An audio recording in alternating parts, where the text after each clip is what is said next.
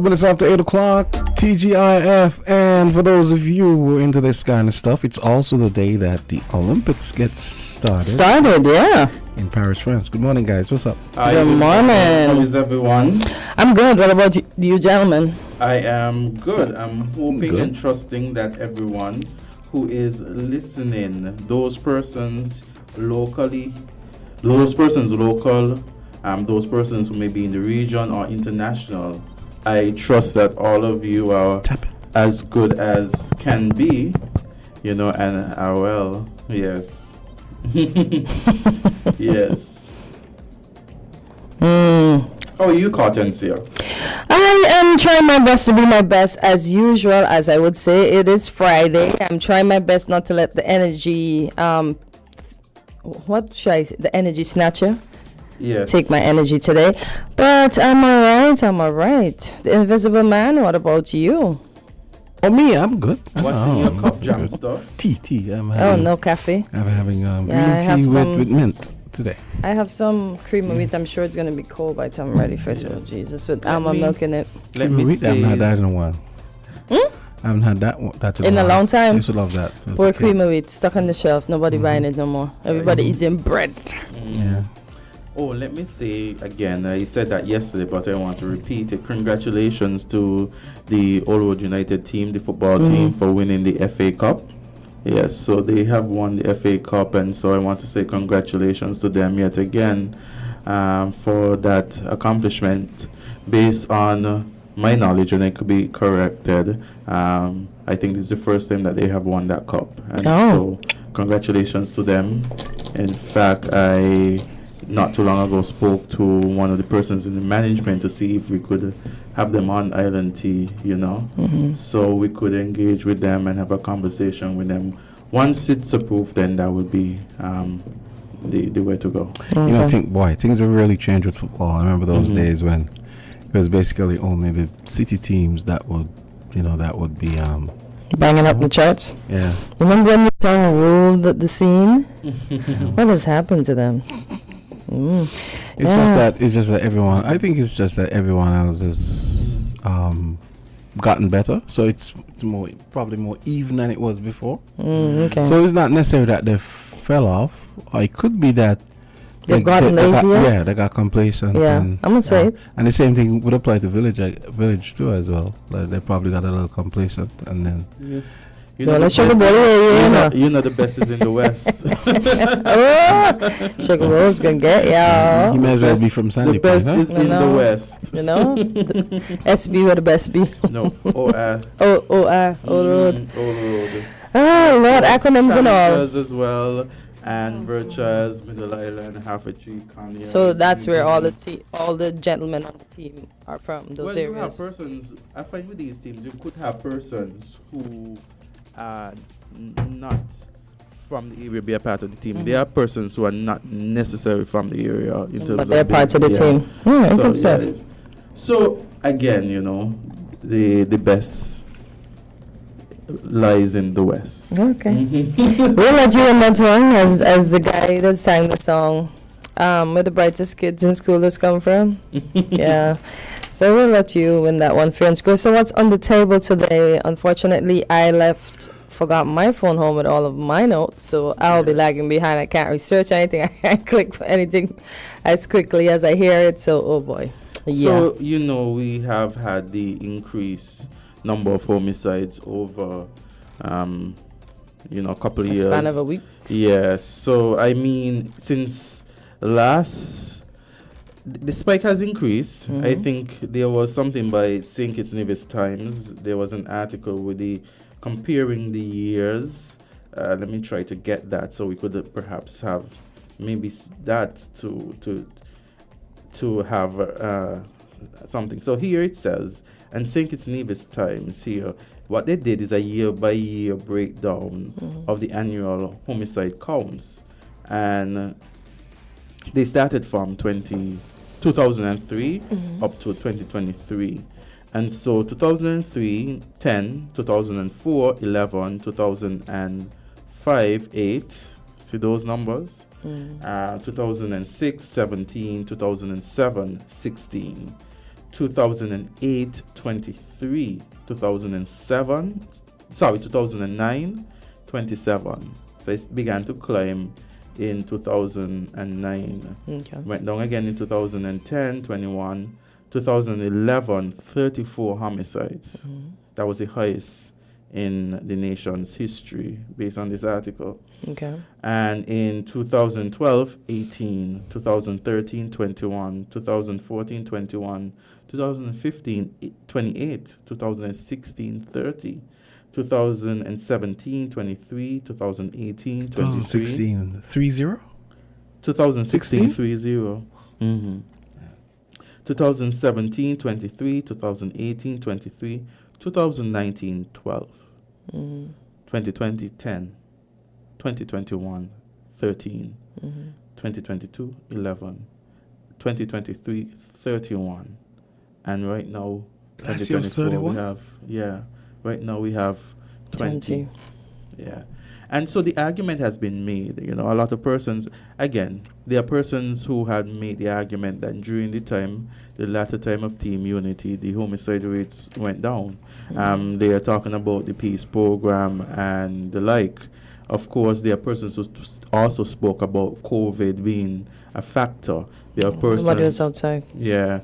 There were also persons who said that, the program is still going on and persons are being paid.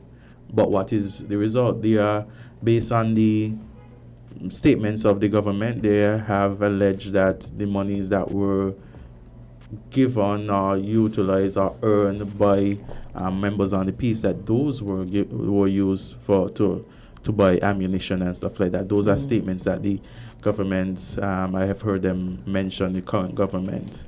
And just yesterday I heard someone who has been involved in the peace speak about and basically denying those things and saying that the money is... In fact, the video that I saw was directed to the Prime Minister. The person was his conversation. He was directing his conversation to the Prime Minister and was saying that that isn't the case. Of course, there are so many views as it relates to what is happening. And of course, crime and violence is all society problem. Of course, the homes where these persons come from, to me, play a part in this criminal activity. When children leave home, who do they associate with? Understand? And are parents cognizant of what their children are doing?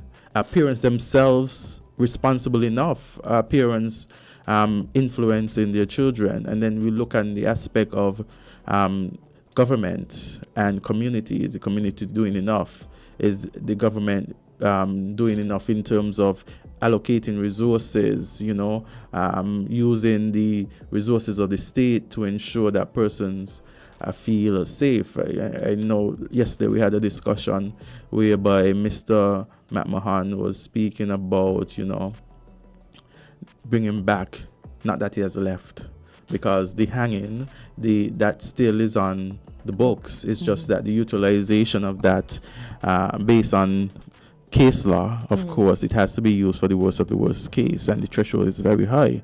And we know that there has been, in recent time, advocates against the death penalty, persons who say that the death penalty does not deter crime. You understand? And again, I say, even if they are even if the death penalty was there, I am of the view that if you can't successfully convict these individuals, that the death penalty basically is null and void, even if it was being utilized more often. You understand?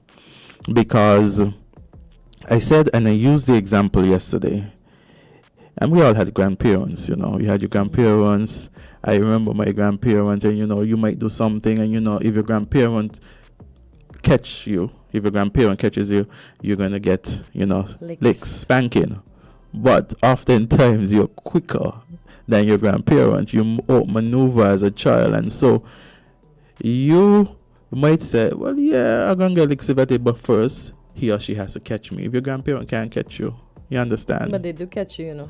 Yeah, because you forget. Yeah, you and live you go there. sit down. and then they say, "Oh, run now, no." Yeah, because you live there. But in a way, I want to say that in a situation where persons are not in fear of being caught because they don't feel that the system is strong enough to actually bring enough evidence to convict them or even link them to the particular crime, then even though we have the death penalty, even if it were utilized as much as some would want it to be utilized, if you can't detect, convict, then it's basically still not effective, because you need to go through all the steps in order for you to reach that final step of sentencing.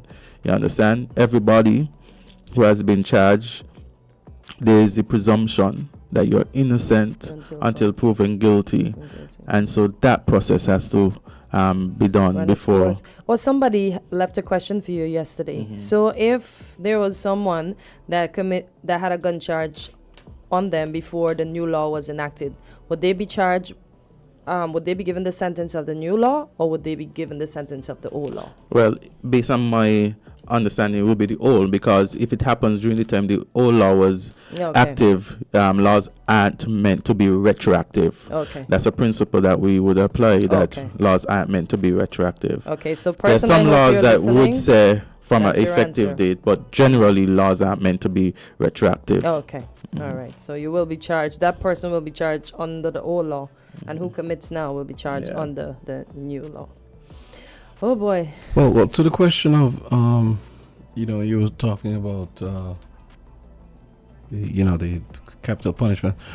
What needs to happen is that the government needs to have a balanced approach, meaning they have to fine tune their detection mechanisms, and also, in conjunction with, if you're going to use the death penalty, make sure beyond a shadow of a doubt that the person... Well, at all times when it comes to criminal cases, the threshold or the standard of proof is beyond a reasonable doubt. So that is the threshold that is used in all criminal matters. That is the standard of proof. So there's no shifting from that standard. As a juror, you convict if you believe, if you're sure, and it's basically 100%. You have to be sure, without doubt, without reasonable doubt, that this individual committed the offense that is being alleged that he or she has committed. You understand? And so the balance, so in a criminal matter, the standard of proof is always beyond a reasonable doubt. In civil matters, is a balance of probability. So meaning more likely than not. So the standard of proof is less in terms of a percentage, if I'm going to give it in a percentage aspect. Because balance of probability, for civil matters, basically 51%, I feel that it's more likely. 51, okay. I would side with that 51. But in a criminal matter, it's beyond a reasonable doubt. People say shadow of a doubt, but it's the legal jargon that we use is beyond a reasonable doubt. But let me ask you a question. Civil matters are put before jury, or is it the judge's We don't have discretion? many civil matters put before jury. Most of our matters civil are put before the judge. There's some matters, I think, if I'm not incorrect, that can be before jury, but for the most part, it is before a judge. I think there might be some. I have to check our legislation to see where those matters would be. I'm not fully sure at this point in time which matters are, but majority are with the judge. Yes. I think sometimes our jurisprudence could sometimes comes across like it's our culture, the system that we inherited from the British. It comes across sometimes that we're more compassionate, and it seems to coddle the criminal or the accused, and sometimes it seems as though it's more about the comfort of the accused rather than justice for the victim and the victim's family. You know. So what I want to ask, because I saw a young man was just recently sentenced to 45.5 years. I think 2 was for robbery. There was the next 9 for larceny, and then there is, let me make sure I get then there is 32 and something. So is it concurrent or consecutive? It said to follow. I don't have my. Yeah. Yeah. But Well, that person was charged since 2021. So how come? Charged and convicted are 2 different things. Yeah, and that's what I want to ask. So how long does it take? Because this person might need to go in front of a jury.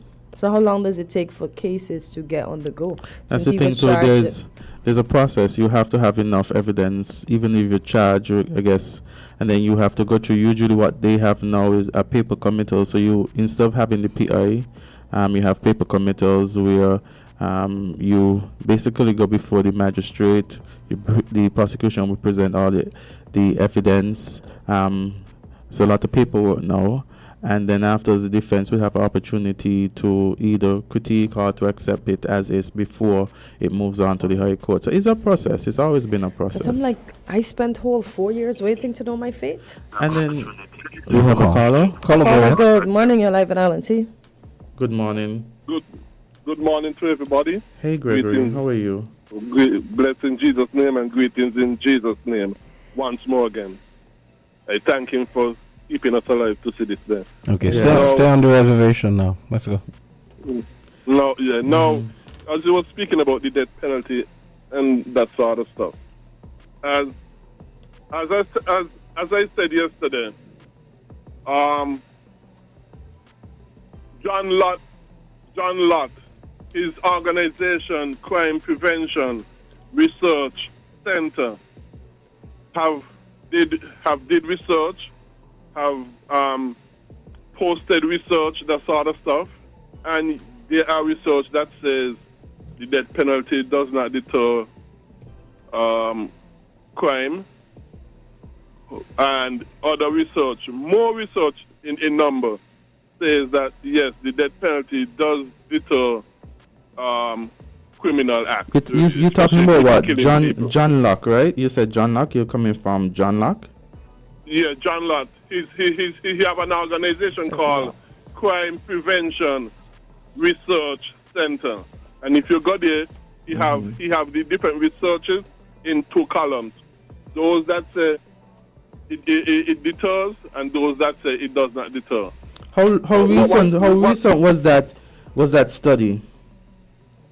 Well, it's more than one study. It's more than one study. I haven't been on it recently. I have not been on it recently, so I can't tell you how recent the And when you said John Locke, who are you referring to? L-O-T-T. L-O-T-T. Lott. Oh, John. As in Lott. Oh, John Lott. Okay. L-O-T-T. Yeah. Okay. So I see something here that says John R. Lott Jr. Right. American economist. Are you referring to that person? Yes. Yeah. That's it. Well, like I say, he have an organization called Crime Prevention Research Center. I see something here that says Crime Prevention Research Center on his LinkedIn. Mm-hmm. Okay. That's what he's talking about. Okay. So go ahead, Gregory. What are you saying now from what he has said? So they have published studies. Mm-hmm. They have published studies, and there are published studies in one column that says it does deter, and there are also published studies on the other side of the column that say it does not deter. Okay. but what I'm made to understand is that places that is consistent with the death penalty, not just having it on the books and not just applying it now and then at irregular periods, but places that applies it consistently, that you know that, hey, if I murder someone, I'm definitely going to get the death penalty. Yeah. Those countries that do that does see a deterrence effect. For real? Because people know that, hey, if I do it, I'm definitely going to get it. What happens? What happens if it is that? But you know that there's a process after a crime has been committed. You have to go through arrests. Being charged. There has to be enough evidence. What happens in the fact that? What about the before? What about in terms of being able to have enough evidence to convict these persons? Yes, you have to have enough evidence to convict them. If you don't have enough evidence, then but do you think that we do? Do you think that generally speaking, and of course you're not a member of the force or within that, but do you have the feeling generally that we generally get to get it right and have all the evidence when persons are brought before the court, based on your knowledge? I don't know about our situation specifically, because my understanding is that the police, they do lose many cases. So it seems to me that there's some kind of insufficiency where the police are concerned, where these things are concerned, because my understanding is that they do lose a lot of cases in a lot of areas. And there are persons who might witness things, and we're members of society, we're on the road, and the average person often say if they see something out of fear, they don't want to report it because they are not confident that they will be protected. Witness protection is something that we have to talk about. Witness protection is something that we have to invest in, and being a witness and under protection, so many things change in terms of your life, in terms of being able to adapt in a different environment, whatever you are doing, just for that moment. And so these are real life issues and real life challenges that we have to face, even before we get to that point of having the death penalty used. Well, let me say this as well. Now, with all due respect, I do not argue for the death penalty to be applied simply because whether it deters or do not deter. I believe once it is consistently done and quickly done, I believe it will deter. But that is not my argument as to why it should be applied. The reason why it should be applied is simply because it is justice. It is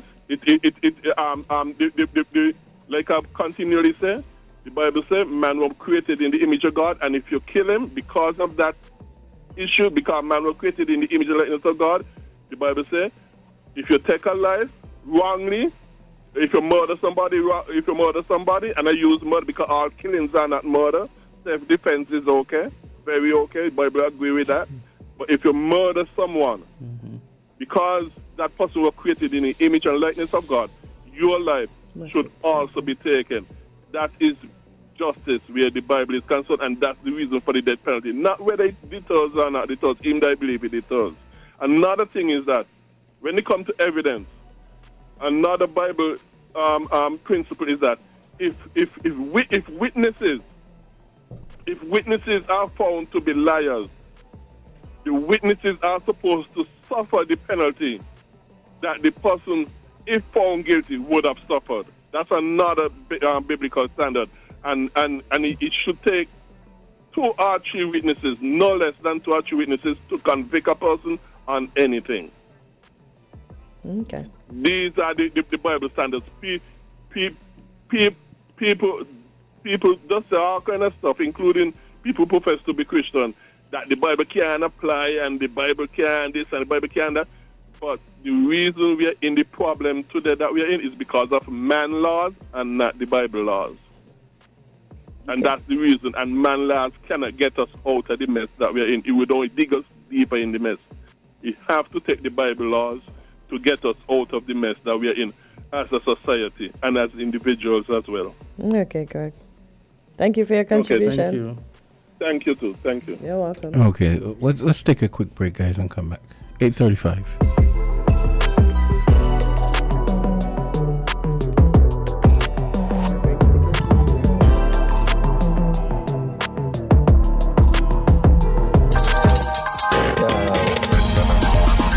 We're different. We're 98.9. 98.9. Win FM. The meeting is called to order. Josh will now provide us with the financial update. Josh? A power outage now? Shucks. Power outages are often unpredictable. Be prepared and power up your home with financing from CIBC Caribbean. We offer up to 100% financing on renewable energy systems for your home. Conditions apply. Visit CIBCFCIB.com/renewable energy loans for more information and to apply online. Summer is heating up with CIBC Caribbean. Enjoy a sizzling hot cart summer when you spend with your CIBC Caribbean Visa credit card. Lucky winners will receive prizes including hotel day passes, staycations, dinners, spa days, cruises, and much, much more. Each time you spend $200 or more, you'll be entered for your chance to win. Apply today for your CIBC Caribbean Visa credit card. Terms and conditions apply. Visit www.cibcfcib.com/hotcardsummerskn. Promotion ends August 31st, 2024.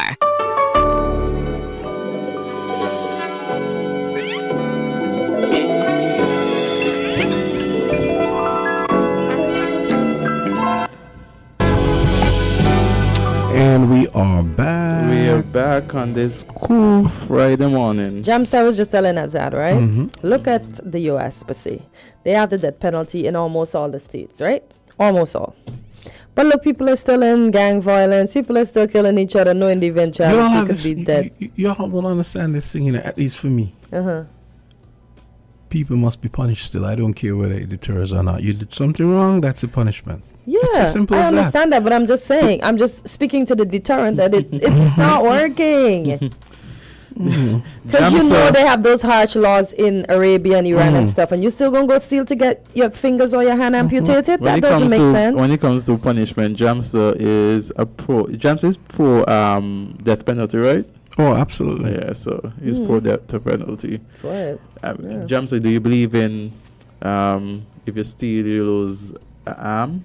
No, that's extreme. That's extreme. Okay. Yeah, well, that's what happened in Arabia and those places. You either lose 4 fingers as your first offense, and then next they hold. I believe lashes for minors, and so I believe they need to go back to that. In school and out of like the police, go to the police and get lashes. Oh, and stuff go like to the station and get your whooping. You're talking about the cat and I know? Yes. Oh boy. Call or go right ahead. Hi, good morning. How is the caller? And I hear y'all speaking about crime. I'm not speaking about the criminal aspect. Well, it's important. I have a question as a lawyer. If someone pays money to a lawyer for a service, right? Yes. And they don't deliver, can that be considered a crime?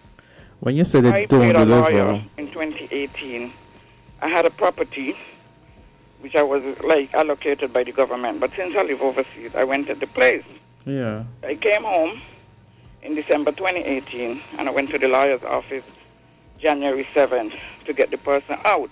I paid the money, 405 EC. I didn't even have enough EC. I paid in US. I didn't even have enough. I had to dig in my purse to get the $5 to make up the 405. And to date, the lawyer has not delivered. I left my email, my phone number, my overseas address. However, my sister was in charge. But since I was underground, I went in person. And she said she wrote the letter. The person who was living in the house said they never got the letter. I sent a certified letter to her. And to date, no response. Do I have any recourse? Because I was told, you could write to the Bar Association and complain. Or can I have a lawyer, write a lawyer? Because I find these lawyers, I heard about misappropriation, but to me that's a crime too, because you took my money and you never did the job, and I need my money back. So what recourse do I have? I'll listen off here. Hey, go ahead, Brian. I'm planning to write the letter, post the letter online, but I don't want to have to pay another lawyer. Did you speak to the, did you speak to the lawyer after all of these concerns? Did you engage with the I write a certified letter, and I know she got it. I left me email. My sister said she met her, and she said, well, she called him my name. She said, I write the letter. But the person who was living in the house, he was a law officer. He went to the house for a family member, and he said he never got the letter. And this woman still got me $205. Usually, right? I need my money, so what recourse do I have? Okay, then. Usually, before we get there. I'm going to listen off here. All right. Okay, so usually when a letter is done and supposed to be, delivered, usually you could hire a process server to deliver the letter. The process server in that instance would confirm whether or not the letter has been delivered yet, and so that person could be used as evidence. That's why, for me at least, when I do things, I don't deliver letters personally. You understand? I have a process server who delivers letters and would therefore indicate to me that a letter has been delivered. If it is that it is an issue that whether a letter has been delivered, then the process server could give evidence as to whether or not the letter has been delivered or served. In a matter like that, I would say try to engage your attorney. Of course, you can make reports if there is any misconduct by any attorney to the Bar Association and write on that behalf. As an individual, you feel that a service has not been provided, I think that you can write to the bar in order to vindicate. She asks the next question too. Can you write the lawyer? I'm going to use you as the example, not saying you will do it, but just saying. I guess if you get another lawyer to engage the lawyer, that I don't see anything that prevents that from happening. Okay. Yeah. So we have that another can call. happen. Yeah. Okay. Caller. Yes, good morning. Good morning, Mr. Rackman. I think we should distinguish between justice, revenge, and punishment, because all of them are not the same.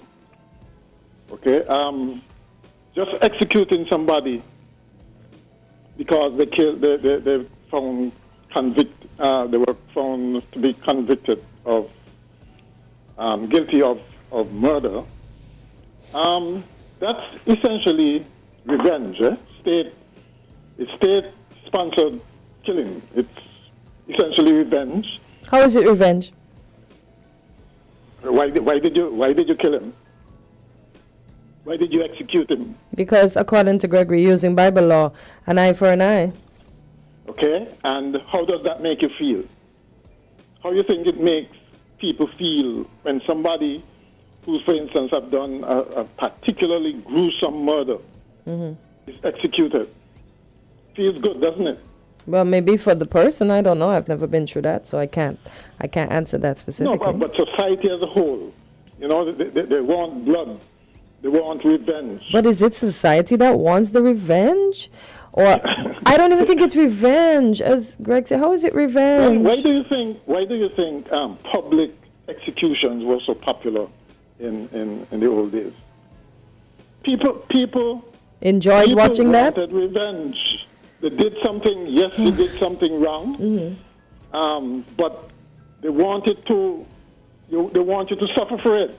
Okay. Punishment now is a little more subtle. You can punish somebody, but it does not have to be extreme. But why is but revenge? So you punish them by keeping them in the car cell for life. But revenge and justice can coexist, can't they? Especially even in any particularity. I mean, you're saying if someone kills someone and he's killed, let's say he's killed back in the day, and he's killed in the public square. How is that not justice? Justice is different. Justice suggests, especially if it's restorative or reparative, it suggests that there is some. Let's say you kill a breadwinner. One may argue that it's justice for the person to be punished, but in addition to that, they be made to at least reduce the physical suffering of the victims. Okay, because very often there are consequences for things like the killing. Let's say take the killings we have. How many fathers have gone, or mothers have gone and left dependents behind? And they're left there, basically, all they get is the revenge, the satisfaction of seeing the person who took their loved ones away from them being strung up. Okay? But it still leaves them with the horrendous task of doing without that person. Okay? And I'm saying if it's justice, it should be that in addition to the punishment, that they will be made to work for the rest of, certainly contribute to the well-being of the victim, the other victims. Okay? If they have assets, for instance, those should automatically go to the victims. Things like that. All right? So what I was talking about yesterday, though, was something completely different. I just wanted something done that was different. We're trying it. If it worked, it worked. If it didn't, well, we try something else. And I wasn't intending to have capital punishment being carried out in perpetuity, forever. I'm just saying 1 month, 1 year, okay? 1 year.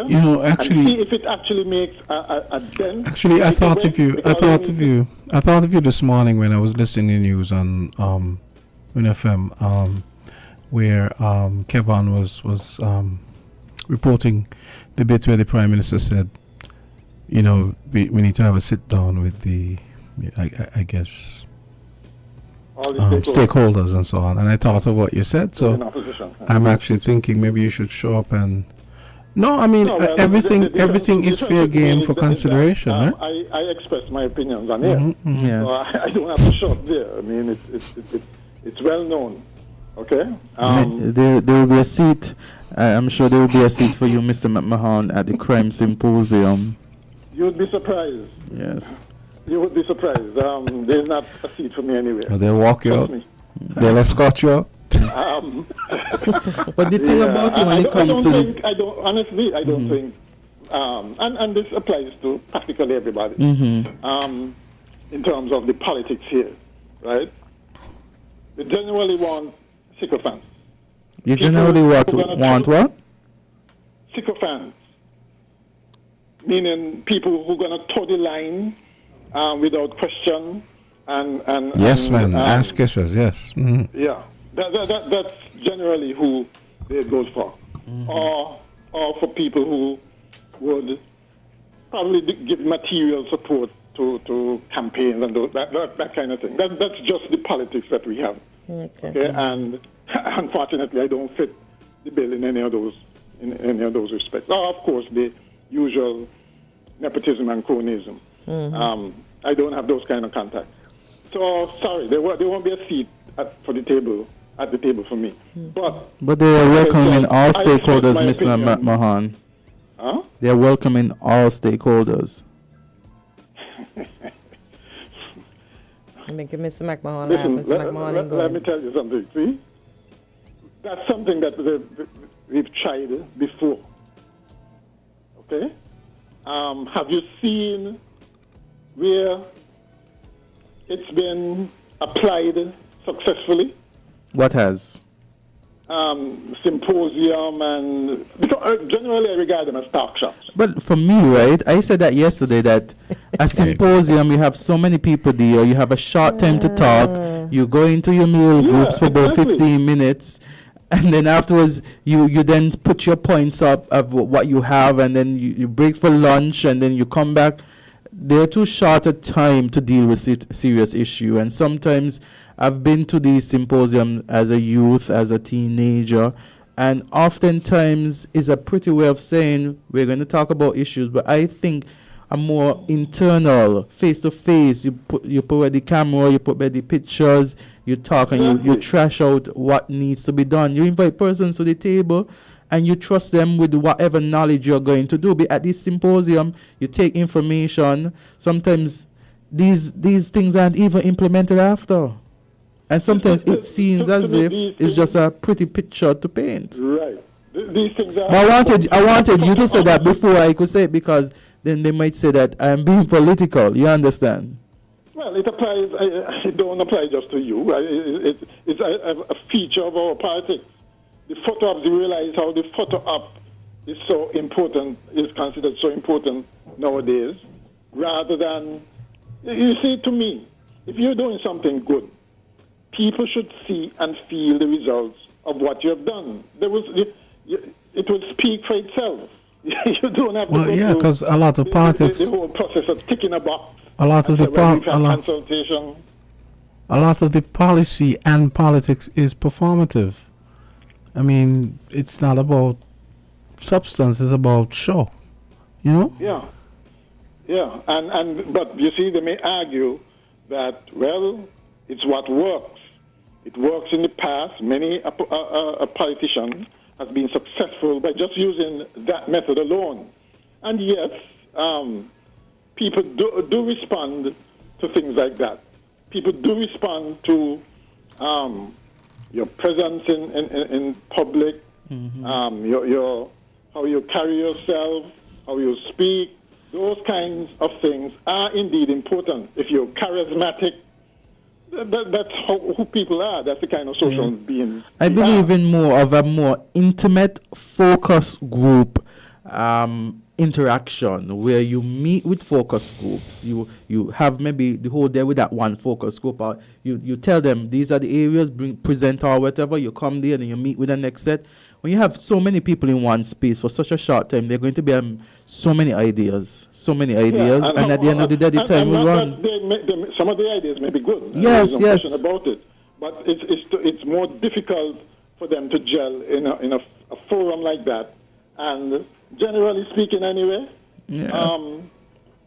most times government have their way, or what their agenda, or their ideas on doing things. They hire people, consultants, advisors, or whatever, who themselves have their own ideas. And because they're in the position, they are the ones in the position to actually implement stuff, execute stuff, whose ideas do you think they're going to take? And the other thing that happens at these town hall meetings and so on, right? It's like someone will ask a question and Tim will bloviate for 10 minutes and whoever, maybe some of those guys on Church Street now, they'll bloviate for 15 minutes. And what happens is that the time gets eaten up and there has been more time allotted to heating up the earth than actually getting anything done. And then I look at it. Is this? They like to run out the clock. Is this? And that's because they don't go there generally to inform or really get other people's views. They're there to essentially prop up whatever their narrative is. Wow. Okay? Yes, rather than cataloging.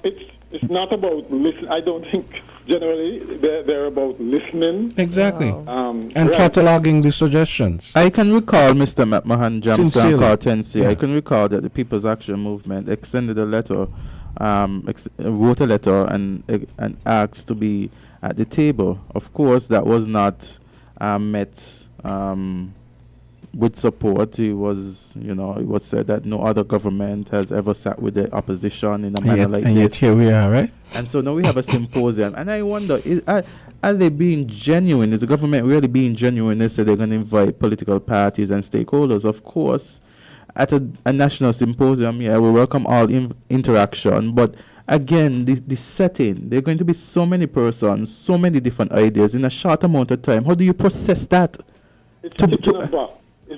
You're able to put in a manifesto or something after that. We've had consultations What so I am proposing, what I am recommending is what I have always said I think is more effective focus group discussion. I met with the People's Action Movement. We discussed these at length. These are the ideas that they have said. I met with National Security, or I met with the Teachers Union. These are the ideas that they have said based on what is happening in school. When you put all of those together, all of those groups together, Jamster, Mr. McMahon, Kortensia, you put all those groups together in one space for about 5 hours, it's not going to be as effective as a sit down and a hands-on approach with these groups. But an even more efficient way of doing it. There are organizations. There are leadership. There are leaders in those organizations. You can't tell me that let's say Pam can't come up with a set of ideas from their organization. The Christian Council, the Bar Association, all those, can't come up with a set of ideas. In other words, you're working from the grassroots coming up, right? And then the leaders of these organizations get together and thrash out what should be done. Appear on the same platform, that should be important, as these ideas going forward is coming from this group, which really is representative of the society at large. And the same thing applies in the National Assembly. In the National Assembly, it doesn't have to be the government side and the opposition side always at it. There are things that they can work on together in a bipartisan way, and crime is one of them. I mean, that should not even be, that's a no-brainer. But it doesn't happen because the government wants to take credit for what it's done for crime when it goes down, right?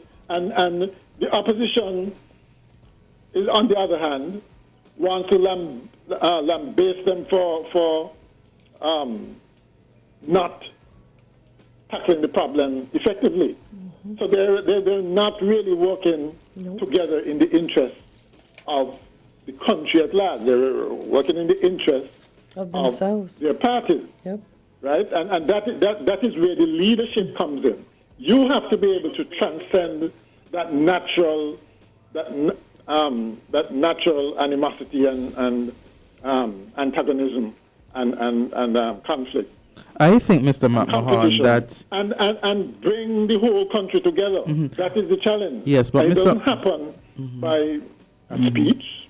Yeah, Mr. McMahon. One symposium, or it's really going to take a different, a really big effort. Let me ask you a question, Mr. McMahon. Why do we elect persons into government? Why do we elect them? Yes. I would say, essentially, to take care of their constituents.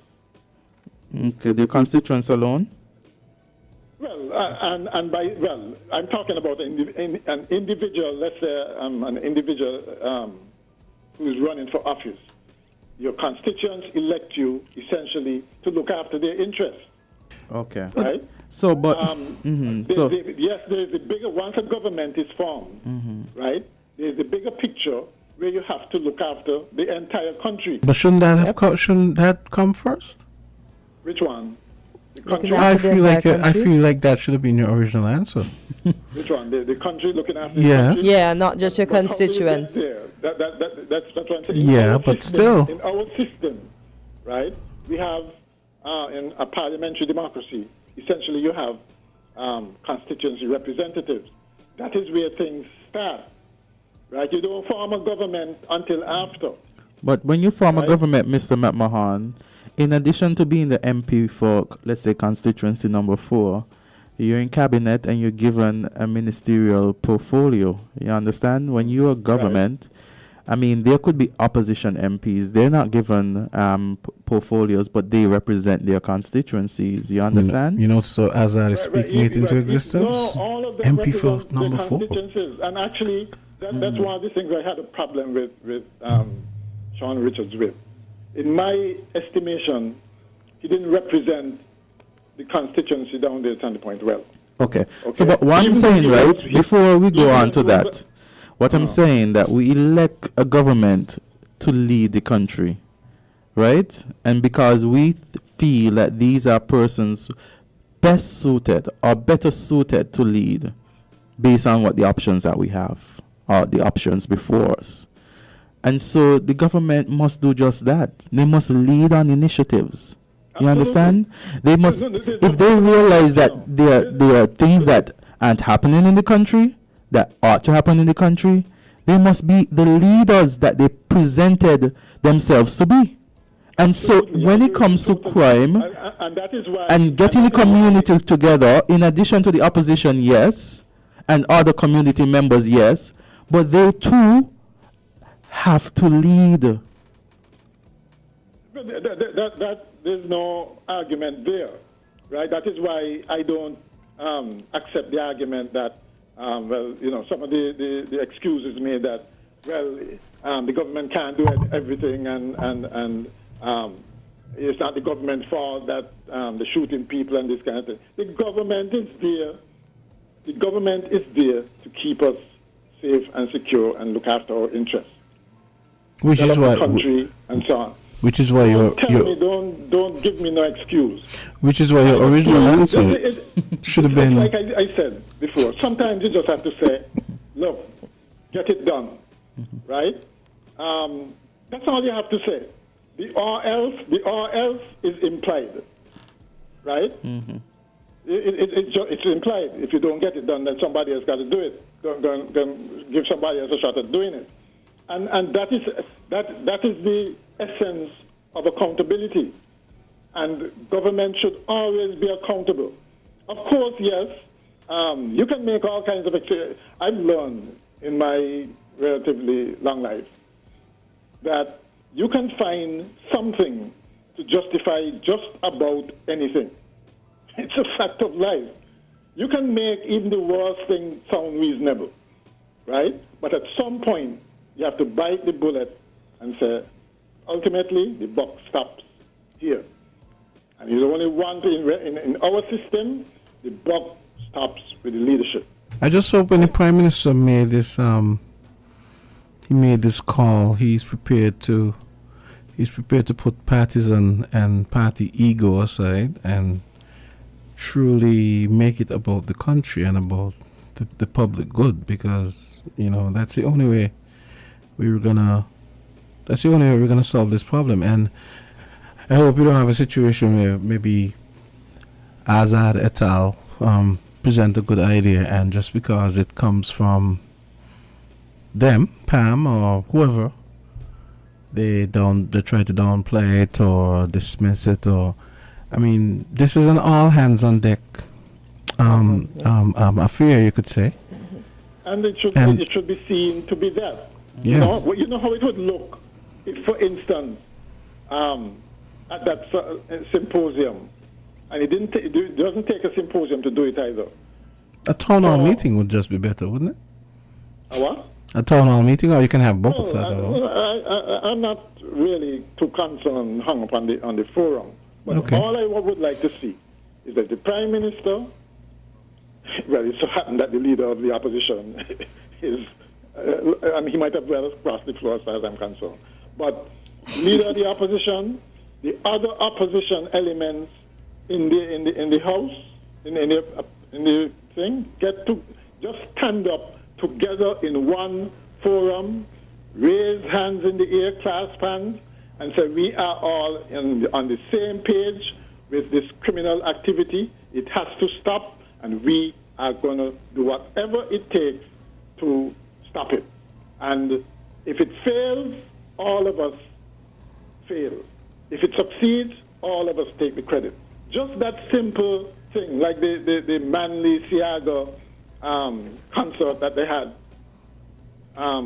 with Bob Marley, when they had so much political violence and so on. That made a difference, and that is what I say. So here we need huge impact. Can't keep doing the same thing all the time, and not do something different. Okay, we have another caller joining. Caller, go ahead. Thank you for your contribution, Good Mr. morning, McMahon. brother. Mr. Gumbs, good morning. Hey, good morning. How are you? I got a second time again. I don't Yes. know what's going on. Yesterday, I was listening to you and Mr. McMahon speaking, and a thought came to my mind. I think the people need to have a discussion among themselves with the government first and ask themselves why we're having this problem. For 7 years, you have, in 2 years plus, you have more murders, more homicide than what you would have had in 7 years. And you need to ask yourself the question, why all of a sudden? What has happened? What changed? And what we need to do to bring it back to that state. And then whatever you come up with, you present it to the government. Because somehow something is wrong. Yes. Somehow, and you know, the funny thing about it, the people who would have flown down on planes from here and United Kingdom and the Virgin Islands and all over the place, they have a system set up where they have a better way of dealing with this thing in some way. In a effective. When I tell somebody yesterday that we now are 20 in our country, and they say 20, you know, in some other countries you have 100. I say, but we only used to have 1 per year. And we need to look back and see what has happened. Something went wrong. Something went wrong, and the people need to have a discussion among themselves, because the people might be a part of the problem, because you change the system, and now the same people that you want to have a discussion with, they might have been the one that caused the problem to be so adverse in our face. Mm-hmm. You know, every time you have in the symposium about crime, a Labour government is in charge. I'm starting to be corrected. The last time we recall, Lindsey Grant was the opposition leader. Douglas and him had to meet because of the murders. Now you have Joe, a Labour government. What is it? Why is it only when Labour in charge we have so many murders so fast and so high? The people who voting for Labour need to ask themselves the question. And that's why Mr. McMahon saying Sean did not represent Sandy Point.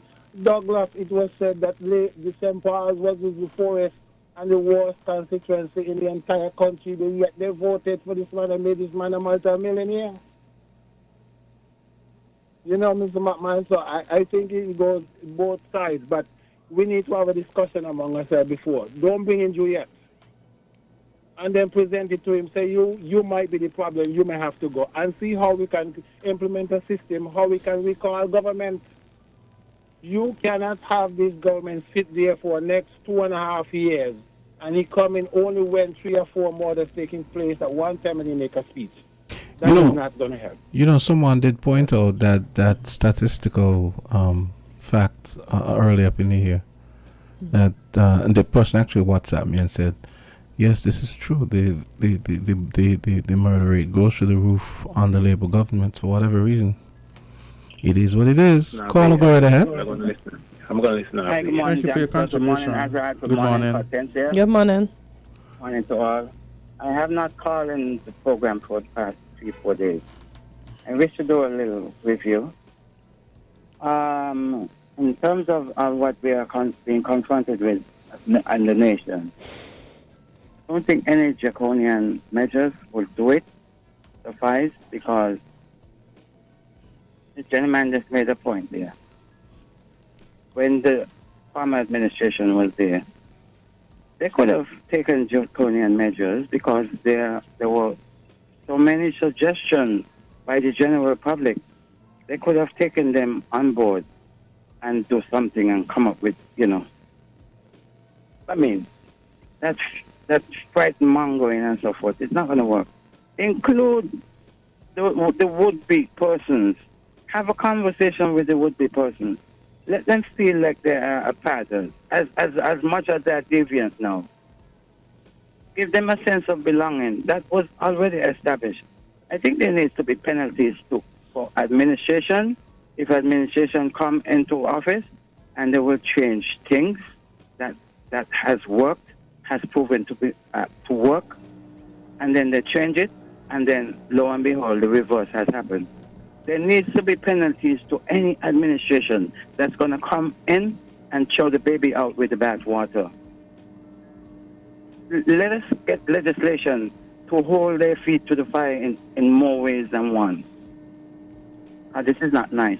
Not only that, it seems like it's the norm when our males keep killing each other.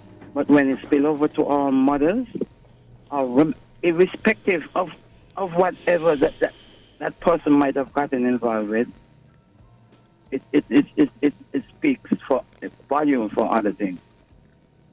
And so that's my take. In terms of the campaign and the campaign chair and all of that in the U.S., I don't really like to weigh in too much, but because they say that if the big brother catch a cold in the north, we down here would be affected by it. Yep. And so I would weigh in as to what's the threshold, Azard? It's 270 electoral votes count? 270. Yes. And so we need to work on states. If the Democrats to be successful, they need to look at like Pennsylvania, Virginia, a few pivotal states, probably 5 of them. And we are not seeing any movement in that direction. Even though the Democrats have the enthusiasm and the fundraising and the volunteers and so forth, we need to see movement in those states because irrespective of what's going on, you know, a lady at the helm, and I'm all for the ladies. I'm all for the ladies. You know that. A ladies at the helm in the American system is a tough one.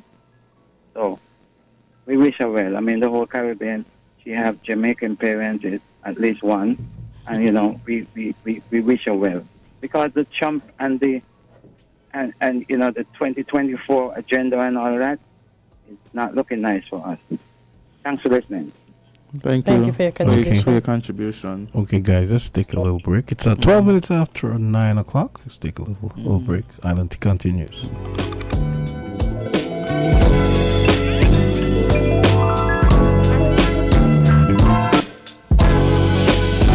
We're different. We're 98.9. 98.9. Win FM. Maybe it's the way the brilliant gold liquid reflects our sunshine, or how the bright blue of its label mirrors the clear Caribbean skies overhead. Maybe it's the fresh, crisp taste of this beastly cold beer on a scorching hot day. Maybe it's even the way it brings us all together. But one thing is for sure, Carib is very much a part of who we are wherever we're from in the Caribbean. Carib. It's the way we play. Drink responsibly. Attention, savvy shoppers! It's that time of year again to upgrade your home and feed your family with Hortford's Furniture and Appliances and Ashley Furniture Home Store. For over 25 years, we've been making dreams come true by offering cashback coupons for free groceries on all hire purchases. That's right, we've given away over $1 million worth of groceries to our loyal customers. And this year, it's your time to cash in on the savings. Whether you're in the market for a new sofa, a sleek kitchen upgrade, or a cozy bedroom set, Hortford's and Ashley Furniture Home Store have everything you need to turn your house into a home. And when you make a higher purchase with us, you'll receive cashback coupons redeemable for free groceries. So why wait? Visit Hortford's Furniture and Appliances and Ashley Furniture Home Store today and take advantage of this incredible offer. Upgrade your home, feed your family, and save big with cashback coupons for free groceries only at Hortford's Furniture and Appliances and Ashley Furniture Home Store.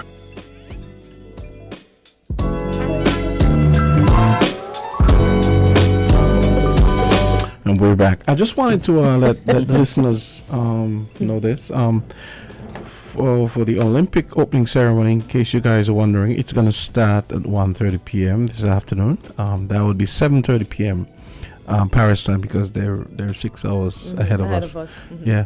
So NBC begins television coverage at noon today and will replay coverage. So for those of you at work who can't, you'll be able to rewatch it tonight on NBC. And of course, Sportsmax. Sportsmax has the Sportsmax has the broadcast right to the Caribbean, but those of you who have cable will have NBC as well. I don't know if the cable is going to block out the NBC. And I realize, the entrance that we are accustomed to them walking, they will be. Oh, it's on the Seine, yeah. It's going to be on the Seine River. It won't be in the stadium, which is kind of interesting. Yeah, nice, yeah. Yeah. I was just reading something here on. I was just thinking, I hope everybody's stomach is good with the water because, some people are seasick.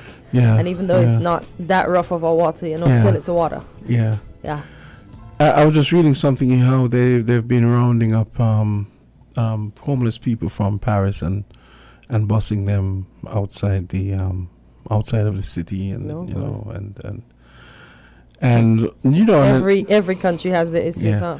And I'm here looking at this thing now where apparently the Australian cycling team, a lot of countries, they would have a base before the Olympics in either Paris or neighboring countries. So the Australian cycling team, they were based in Belgium. I'm here looking at a video here on Twitter where their van got broken into and they stole all their stuff. So I guess that means they're going to have to get new bikes and I guess clothes and all of that. Pretty bad, huh? Do you think it's sabotage since the Olympics is so close and maybe they're afraid that... No, not sabotage, just crime, I guess. Yeah. With a little sabotage, I'm putting that in there. Because I know if these people are there all this time and you're not stealing their stuff and now it's this close to the Olympics and you're breaking into their things. There's a policeman here, I guess, telling the guy that maybe he has to go to the bus or whatever. Oh, he's homeless? Yeah, somebody in Paris, yeah. Wow. So, yeah. The gendarmes don't play with those. They don't play. There's a call here. Let's take this. We have a call. Caller, you're live on LNT. Good morning. Oh, okay. Oh, you lost that one. Call back. Call back. Oh, here we go. Caller, go right ahead. Hi, caller. Good morning, Teddy. Hey. Good morning. Good morning, Teddy. Hey, morning, Jam Down. How are you? Good morning. Not all these shopping, they got a question, I hope you and your husband and them don't fall out. Oh boy. Mr. Quasman was saying something this morning, and he right and back. Because I myself will like to go to the crime thing where they got symposium where they got in, But knowing the Labour Party and how they do things, they got a vagabond go there and just restore everything, and the ministers them just sit up there and watch them just restoring people when they're trying to make an import. That is how they run things. So when I look at the past of how they operate them, I wouldn't even go on them things. Go close them. And I show up other people saying the same thing. This thing is very serious. And it's a good initiative where they have to do something. And the symposium, people should be able to get up and ask the questions without no vagabond disturbing them. They say one set of people country. The crime and the fact affecting one set of people.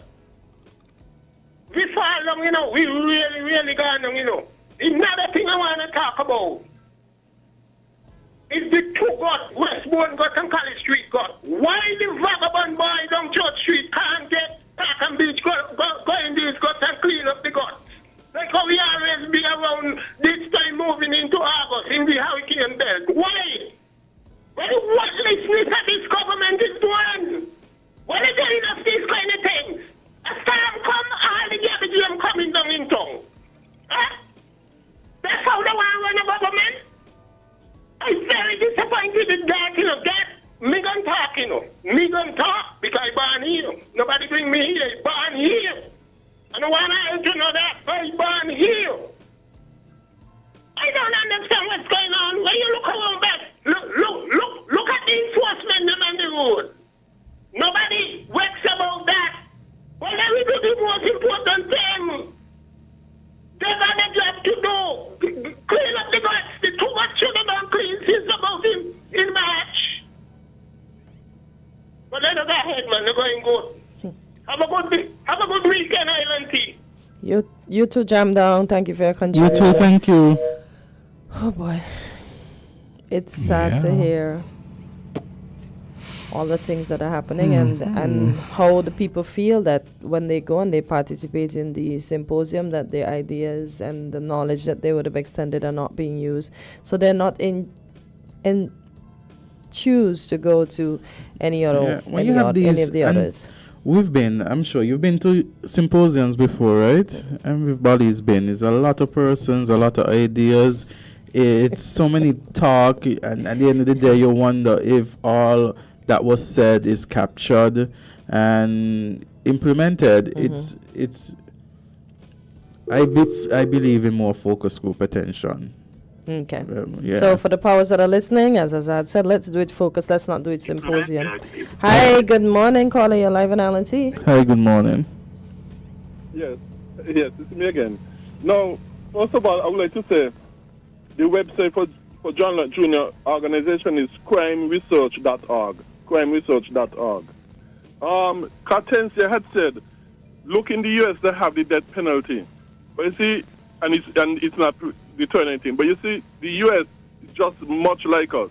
They have it on the books, but you hardly ever hear it being applied. In our case, it's not being applied at all. So it's not really a good measure to judge the effectiveness of the death penalty as to whether it deter yes or not, because it is hardly ever applied in the U.S., even though it is on the book.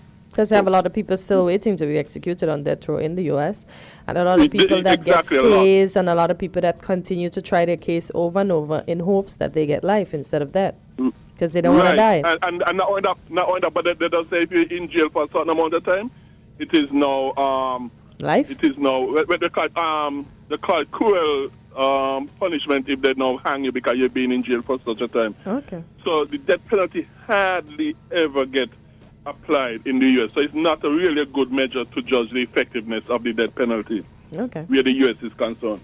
And another thing, Azard, yesterday when you said that I was speaking of stoning, I never said anything about stoning. And people called in and said, oh, I said stone people and them sort of stuff. I never did say anything about it. It's you the one who mentioned that I was talking about stoning. Okay, so as a matter of fact, where did you...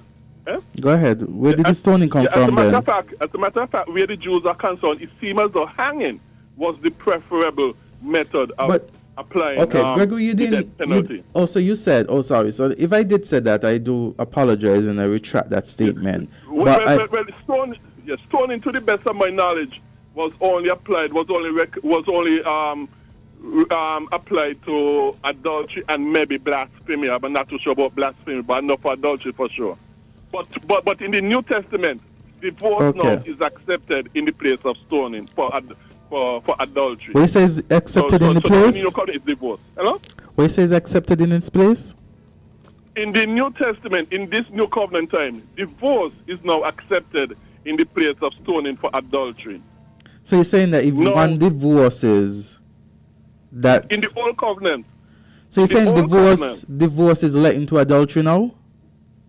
No. What in saying? the old covenant, you stone in the you old covenant. stone the two people. Mm-hmm. In the old covenant, you stone the two people if they were caught committing adultery, the man and the woman. Okay. You stone them. But in this new covenant that has been ushered in by the death of Jesus Christ and the cross, divorce now is accepted in the place of the stoning punishment. So if you divorce, you should be stoned. No, he's saying that instead of being stoned, you just divorce them.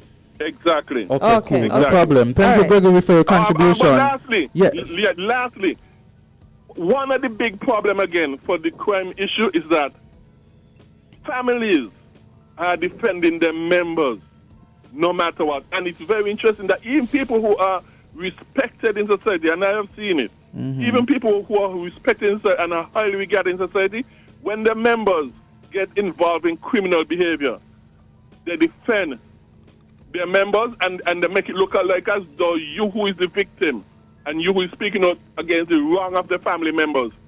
They make vexation with you. They cuss you out. They give you all kind of negative reaction because they are defending the family members no matter what. And this again is another reason why crime is so high. Families just defending the members no matter what. Okay, thank you. Thank you so much. Okay, so we have a next segment, but before we get into the next segment, just recently, I think this morning, I know this morning I listened to a clip whereby the Obamas, they have now endorsed VP Harris. Yeah. Yes. And that grifter guy, Ramaswamy, I just saw something here on Twitter. He said a few weeks ago that they were trying to, a few days ago that they were trying to put in Michelle Obama ahead of Kamala. You see what I tell you? So maybe no, it's them who put it up on social media. It's not true. It's not true. That guy. And that's what I am telling Azard. You have to be careful because it could have been them that put that up to try to make the president look like he doesn't want to endorse Miss Harris because he has to keep his endorsement. Well, remember I talked about it earlier in the week in New York Post. There's so many allegations being cast and they don't make sense. For example, I figured that the Obamas was going to endorse her, but they're just waiting. And he's a very cautious guy. We might not see it, but I know. Exactly. Okay, we have a caller. Morning. Hi, good morning. Hey, good morning. Yeah, good morning. Question for Azard. Yes. The legal risk there. Yes. In relation to the death penalty. Yes. When someone gets sentenced, what I realized has been happening in more recent times is the various appeals and so on, in my opinion, could be possibly used to get to what I think is the 7-year limit where there's an automatic transition to life imprisonment. Yeah. I'm just wondering if there has been cases before. There's Pratt and Morgan coming out of Jamaica. There's Joseph Blois coming out of Barbados, whereby they petitioned to international commissions saying that they were on that row for a number of years, and they said that at the end of the day it constituted to cruel and inhumane treatment.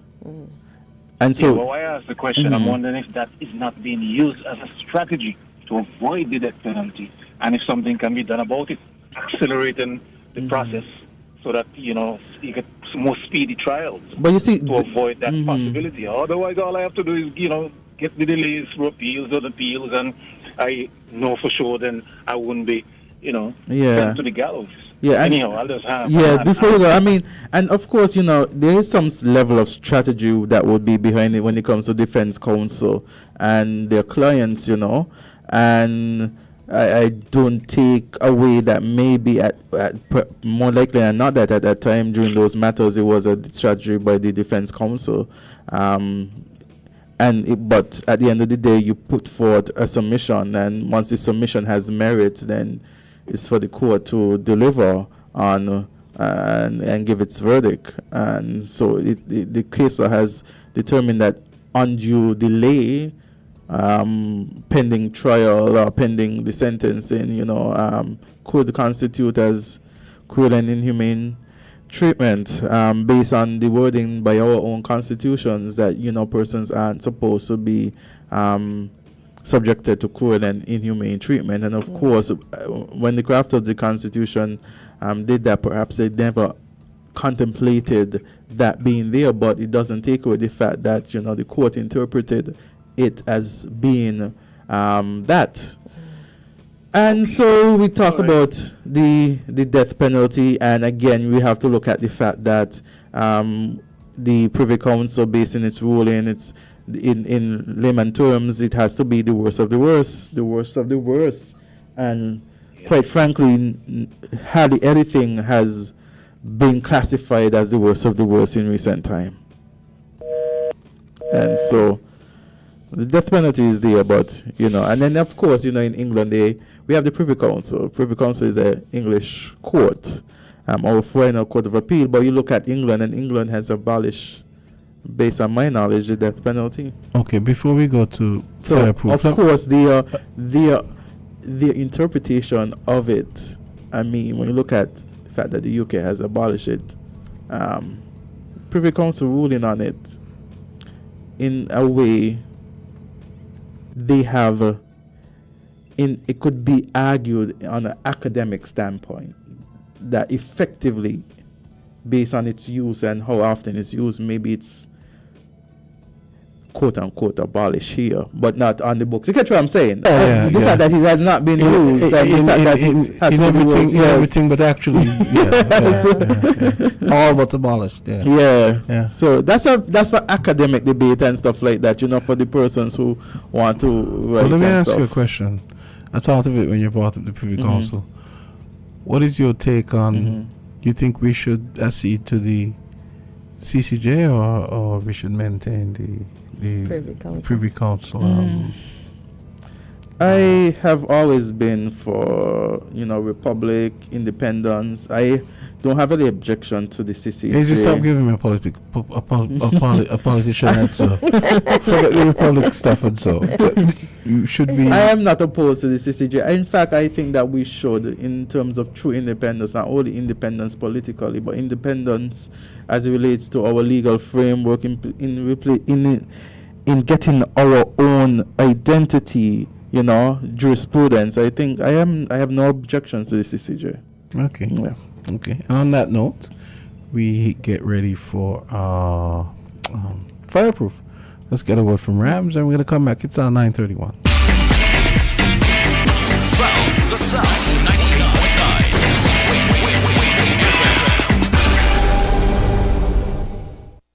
Feel the magic happening. Campari. Taste. Something incredible happens when Campari is mixed just right. Like Campari and orange juice poured over ice. Taste it. Try it tonight. Bitter, sweeter, better. Campari. Must be 18 years and older. Drink responsibly.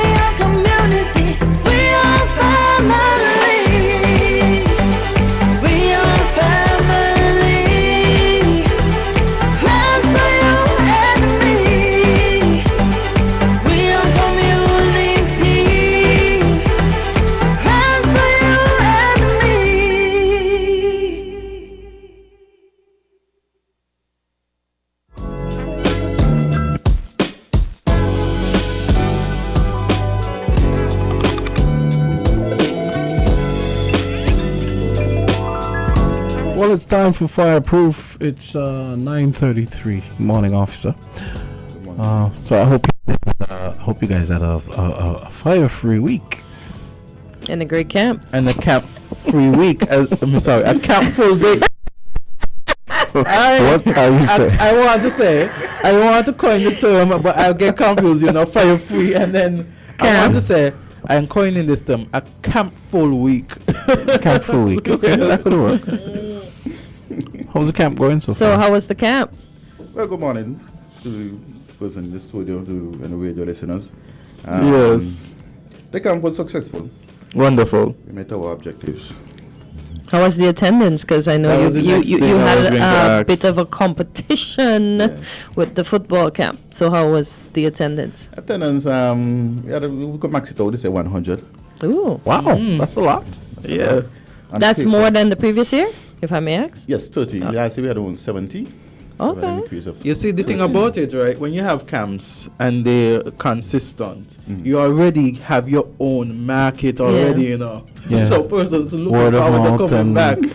And so even though you have the other camps, I'm sure because they've been there more than once, they've already had their base. Yeah. The base market, yes. And also, there's so many camps, right? I think what happens too is that some kids, maybe they go to 3-4 camps for the summer and they're like, boy, I like this particular one, I want to go back.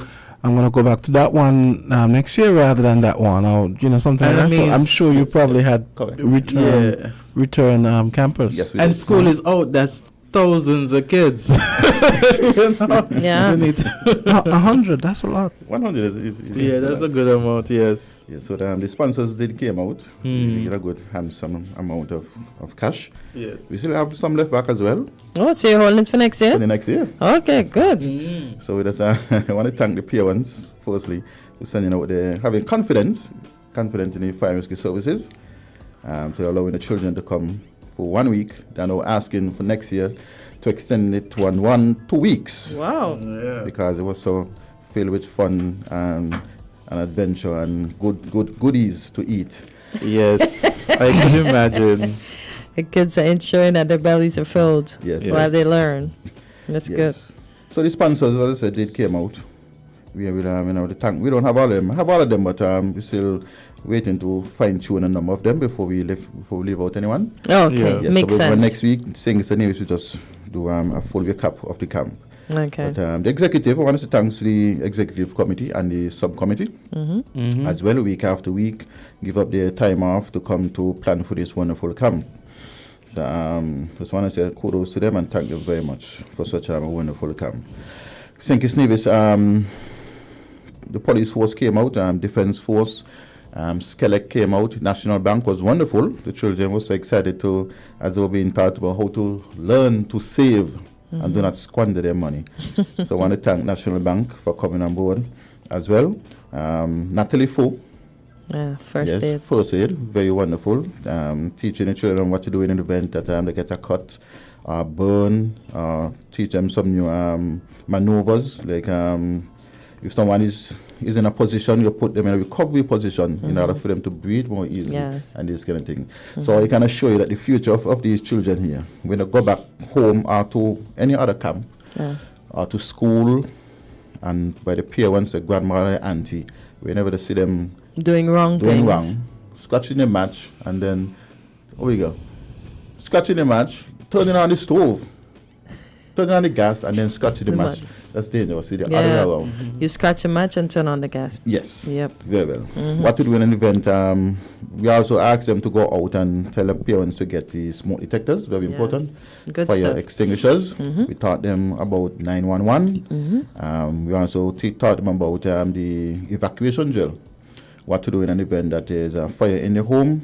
How they go about getting out and staying out, and finding a perfect place for them to go until the arrival of the St. Kitts Nevis Fire Rescue Services.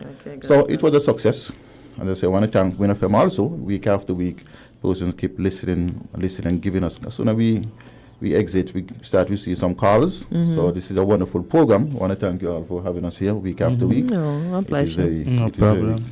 Very good. He spoke about getting burned and Miss Fu telling you what to do, right? Because I know a long time they say put toothpaste, petroleum jelly, oil, all them things continue to fry the burn on your skin. So I'm glad now that she can tell the kids maybe they can actually pour cold water over that, put some ice, something to suppress the heat that's under your skin already, and then you apply the appropriate medicated burnt ointment that won't ensure that the burn wouldn't rise. Because I don't know why people think toothpaste. And now I could imagine, toothpaste and petroleum jelly and hot oil, not hot oil, but regular oil. These things are still cooking the burns. Ice is the best thing. Ice and cool water. Yeah. So I hope the kids are going to tell, no, Mom, you're not putting that on me. The lady said, run your hand under the pipe. Exactly. Exactly. So we have sent out a survey to the parents to give a little feedback. So from that, we're going to start planning earlier for next year. Whatever they don't like, the do's and the don'ts, we put them together, eliminate that aspect, and put in put them together. So by next year and go forward, we just get bigger and better and get more children. So I know you clashed this year with the football camp, and that football camp itself is getting bigger, right? What are you going to do to ensure? I know the possibilities that you can't really fight against. I'm not fighting a bad way, but you can't avoid having a competitor at the same time, because it's summer, it's camp. Everybody wants their kids in a camp, and kids want to go to a camp. As Jamta said, the kids that would have enjoyed yours are going to become repeat campers for the fire camp. But what are you going to do to, like, next year be on top? Well, or be the first camp to start so you don't have to compete, so you can get the max amount of children that you can get to learn. Because for kids that went to football and didn't go to fire camp and need to learn some of these things, what are you going to do to get children like those? Well, firstly, we have to target the schools very early, right away. Go into the schools, have a little session during assembly, teach them about fire safety, fire prevention, and we can start advertising for next year. So they can go out and let them advise the parents that we've been hearing about these camps, the fire camp, and how wonderful it is. Their peers are going to let them know about the fire camp, and they're going to let their peers know about the football camp. Yeah, it's going to be a lot of talk, yes. A lot of talk will be going on. So we don't want to really compete, but I mean, if they had a 200, maybe next year we can get 150, and then we could just, both of us. Yeah. We are under the same, we have the same agenda. Yes, that I know for sure. Moving the kids away from a lawless life to a more positive life. Yes. Under the national umbrella of the national security. Yes. So we are engaged with the youth on a day-to-day. So maybe one of the days we might just have a united front, bring fire with the police, and have a big, maybe the end there. All of us just come and have a good time. Let them know that fire, safety, football, everything works together. Yeah. To move the kids from point them to a different light. We have more children who can think for themselves and go along the right path. Yes, indeed. So basically, those are some of the things we're going to do. But definitely, we have to go out in the schools and educate the children who are not there about fire safety as well. Yes. So throughout St. Kitts and Nevis, all the primary schools and public and private schools and high schools, we have to start preaching the word about safety. Okay. What about the camp in Nevis? So we have to wait on Mr. Mr. Hodge? Mr. Hodge to get the postmortem. I thought he was here. He wasn't here last week. No, you guys didn't show up. You guys were so busy with your campers. We forgave you.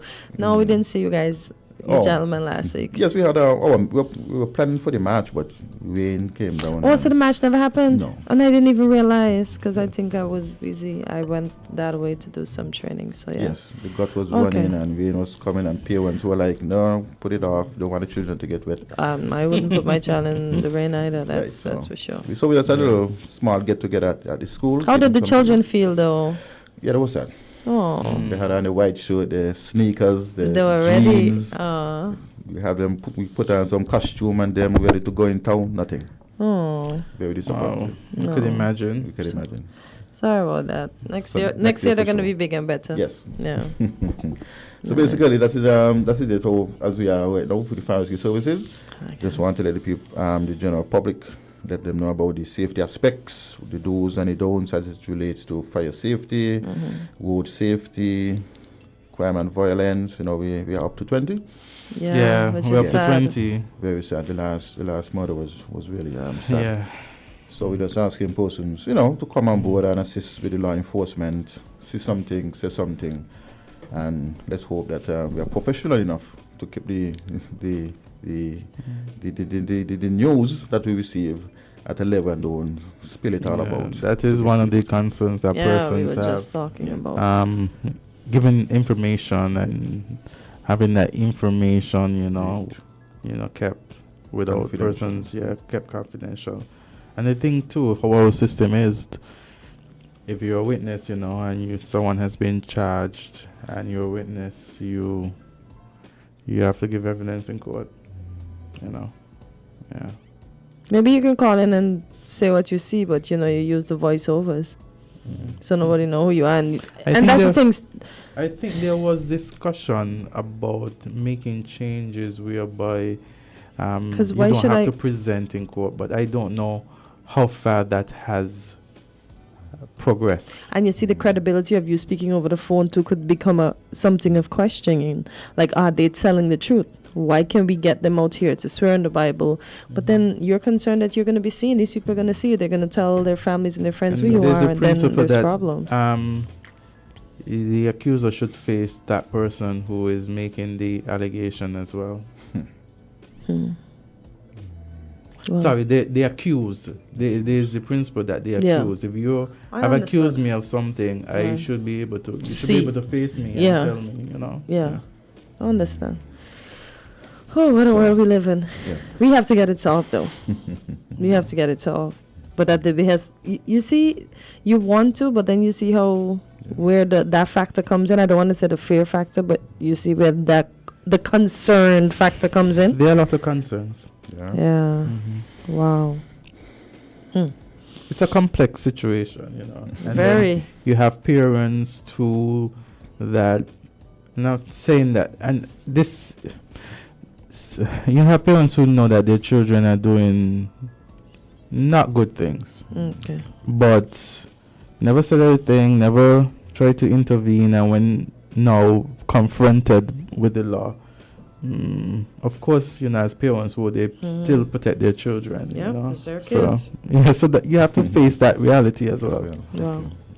Yeah. Yeah, we hope all the kids go to football camp and fire camp and every camp that will keep them out Yeah. of lawlessness, as Mr. Clark would have mentioned, and that we get this next generation on the straight and narrow. And as Rex said, we apply some of the laws to our present day laws and see what works. Tell me a little bit about some of the, I guess we call them exercises, or like some of the activities that you guys give to the kids to do. Water safety, by Coast Guard. Oh, okay. Yeah. Crime and violence by the police. Also, Oh, road okay. safety. So you bring in the other. Oh, okay. Remember, Officer Jamster is a parent. He has children. He's checking out your camp. Yeah. So you saw water safety, were the kids taken into the sea? No, we don't want to do that. Okay. I just want to Leave ask. that for the Coast Guard. Leave that for the Coast Guard. Yeah, because the Coast Guard had a camp too, right? Swimming, I think they do swimming. Camps that's going. Okay. Continuous camp. Yes, we don't really want to go in that aspect, but they do put on their life, you know, safety vests and I guess go in the water and float and swim and those nice things. I won't do that. I'm not a fan of the ocean. You're not? No. How could you live so close to the ocean and not be a fan? It's the shore. This sounds like you didn't have childhood days. None of your friends tossed you over. I did, my mom. Perhaps too many times. Throw you in. Oh, Lord. So she traumatized you from small. Oh, God, mommy. What was the gender mix? Then, more female. Oh. More females? Oh, boy. Not that much, but interesting. Maybe 80-20. 80-20. Oh, wow. That's really. Oh my God, that's great. But you know, we have more females being birthed than males, though, right? But at the same time, I guess, you know, there's this thing that I've always noticed. I feel like parents aren't as maybe particular with the boys and getting them to go and do these things. They allow them to leave it's home like up and down the bike with their friends. It's you want to go to the fire services camp as opposed to you are going to the fire services camp. Exactly. We didn't have a choice, and we were forced. And parents tend to be more protective of their the girls. female children Back than then, males. Still, I think it still goes on. Yeah. Like, okay. So I'm actually surprised. That's a huge imbalance to me. 80-20. Because I guess the parents want to make sure their female children are involved in something positive. Whereas, you know, maybe they say, well, he could just run around and play video games. With the friends. Yeah, exactly. And you see, we have these little bike clubs coming up where you see a bunch of little boys with their bikes, and some of them don't even have on lights. So fellas like those, we need to take them to fire camp so they don't need to put lights on their bikes.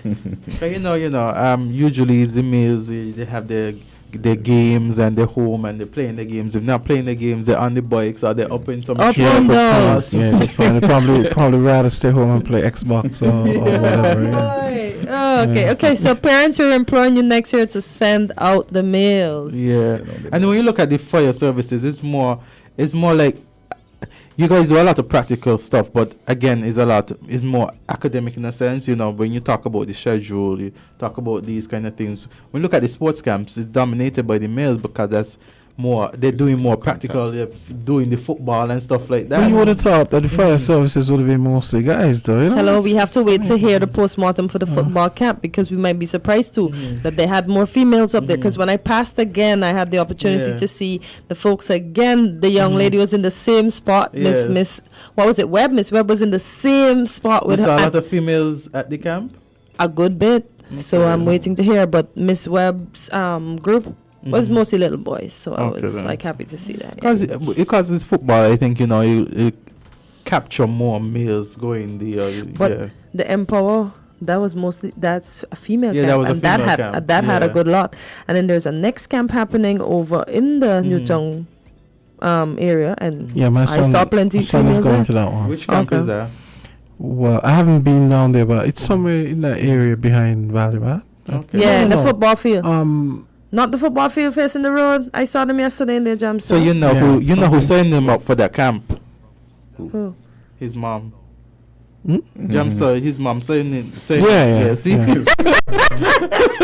So why can't we Jamster? Based on how he's describing it, I know he knows that he goes to a camp. But he knows. He knows he goes to a camp. No, because remember, I'm the first to leave the house. So Oh boy. Jamster, that's putting in a spot there. So I say, Jamster is the one who signed him up. His mommy. Yeah, I saw mommy even peeping in yesterday while they were playing. So I'm like, oh, she's just like side-eyeing. My daughter's going to this robotics camp. Okay. Well, that's the one with ECCB? I think it's, yeah. Or CFBC? Which one? What did you say? That's the one. Oh, CFBC, yeah. Okay, yeah. Cause I know they do a lot of that's not the one with Anoite. That's the one. No, I think Anoite's one is up at Kuna. Okay. Yeah. I know which one is that. I think that's Dr. Neil. Yeah, Ricardo Neil. Yes. Yeah. But I'm kind of concerned that because I remember when you said 100, I was thinking, but I said that's good because that's going to redound to say 5 years. That's definitely going to help to decrease the crime because you have all these kids hearing admonishments from the police about crime doesn't pay and all that. And then I asked him the gender mix and he says 80-20. So it's kind of I don't want to say disheartening, but it's concerning kind of, As we said, the boys them boys need to swim, man. Yeah, and you're wondering if the parents probably just need to put their feet down and make the boys go, yeah, rather than giving them a choice. Don't give them a choice. Like summer coming, you're definitely going VBS. You're not being asked a question. You were gonna say something, Mr. Clark? No. Okay. I agree with you. Yeah, we know we're going VBS whether you want to or not. Them boys learning to sew and all kind of thing in vacation Bible school. Yep. That still goes on. Okay. They don't have the Moravian one now, do they? I don't know. I used to go to that when I was a kid. I know Antioch still have their vacation Bible school Antioch, for sure. Okay. Yeah, because that's a big deal. This has been famous for years. I don't know. I know a couple other churches, maybe my church too. But I don't know for how long though, because them years for me is done. I'm a hard-working person now. I hardly have time for myself. Yeah. Yeah. So anything else to report? Well, basically that's it. I'd like to ask about the fire. So how is the climate? I mean, how is the climate affecting? You haven't had many bushfires. No, not recently. Yeah, because I guess we've been getting a lot of rain, and it might, Saharan even though it's help. hot, it might. Yeah. So it might not be as bad, I guess. But still need to send out the word. I'm seeing a lot of. We responded to a number of calls where a person are cooking and stones. That's what it is. The stones. Tree stones. Tree stones. So this when they for camps. No, in the yard, back of the yard. Oh. The funeral system, we're going back to the modern days where we stop use gas stoves, going back to the. Things getting hard. Maybe it's the slow cooking. Maybe they're after the slow cooking. Maybe they're after the slow cooking flavor, Oh boy. Flavor, you got better flavor with the wood. Sure. Yeah. Oh, so there's. Go ahead. So we can't really stop them, even though the smoke is disturbing. They have to eat. Oh. You just have to ask them to be careful. You have to balance a little bit. Oh, okay. Between affecting the neighbors and you have the person having to get something to eat. Oh, okay. Yeah. So there's not much. But as relates to the bush fires down We had a vehicle accident sometime early 4 in the morning. Oh boy. Up by Comas area. I believe that was the first. Yeah, that's fatality. sad. That's sad. Yeah. Yeah. We had to go and perform some extrication, remove the doors for them EMS to get out the personnel. So yes, very sad. So the person did the concrete feature break? Yeah. Because I saw the back part of it, they had some supporting ones. Those ones broke. I saw it for myself yesterday. I was literally right by it. I saw where the car came up on the curb. I was like, oh my God, what was his last moments like? I empathize. I sent out my condolences, empathies, and sympathies. And didn't they say the car ended up sister and mom and facing the opposite direction? Oh my God. God. When you see the pictures, hit was hard. Yeah. The hit was hard. Physically seeing how the concrete was damaged. That hit hard. I could imagine everything probably broke in there and just punctured everything in that body, and that must not have been nice. So is the person was speeding probably? I don't know. I can't say. I can't say at this moment. Yeah. Okay. Yeah, sympathies to the families. Yeah. Yeah. Shakwan Bridgewater. Yeah. The name I saw. Okay. Yeah. Yes, Sympathies. just continue to just drive it in the speed limits.